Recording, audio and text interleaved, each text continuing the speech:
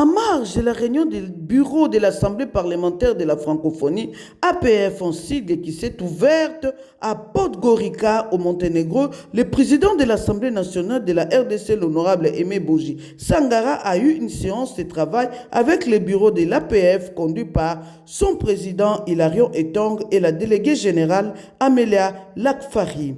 Les échanges ont porté principalement sur l'évolution de la situation sécuritaire dans l'Est de la RDC. Le président de l'Assemblée nationale de la RDC a appelé à une implication accrue des parlementaires de l'espace francophone pour soutenir le retour d'une paix durable dans cette partie du pays. Il a notamment plaidé pour la mise en œuvre de la décision portant désignation d'un rapporteur de l'APF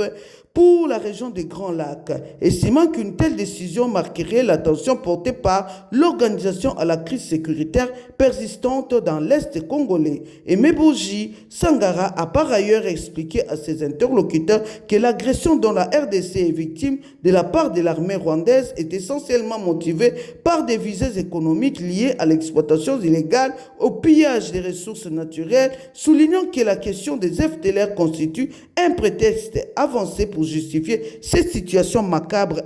entretenue par le Rwanda. Intervenant lors de la réunion du bureau de l'Assemblée parlementaire de la francophonie au Monténégro, le président de l'Assemblée nationale de la République démocratique du Congo, Aimé Boji Sangara, a dressé un tableau alarmant de la situation sécuritaire et humanitaire dans l'Est du pays, tout en dénonçant les liens étroits entre les conflits armés et l'exploitation illégale des ressources naturelles congolaises par le Rwanda. Il a rappelé que malgré les engagements pris pour mettre fin au combat, les violences se poursuivent avec leur lot de massacres, de viols et de déplacements forcés. Plus de 7 millions de Congolais vivent aujourd'hui déplacés de l'intérieur du pays, tandis que des vagues de réfugiés continuent de traverser les frontières vers les pays voisins, donnant à la crise une dimension régionale. Au cœur de son intervention, le président de l'Assemblée nationale, Aimé Boji, a mis en lumière le rôle central du pillage des minerais dans la prolongation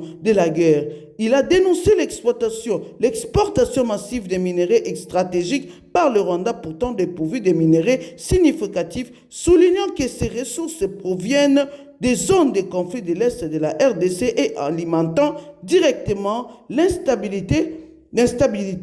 Face à cette réalité, il a appelé les parlementaires francophones à aller au-delà des déclarations, des principes et à agir concrètement, notamment en renforçant la transparence des chaînes d'approvisionnement des minerais issus des zones de conflit. Un levier essentiel pour tarir les ressources de financement de la guerre. Réaffirmant l'attachement de la RDC à une solution pacifique.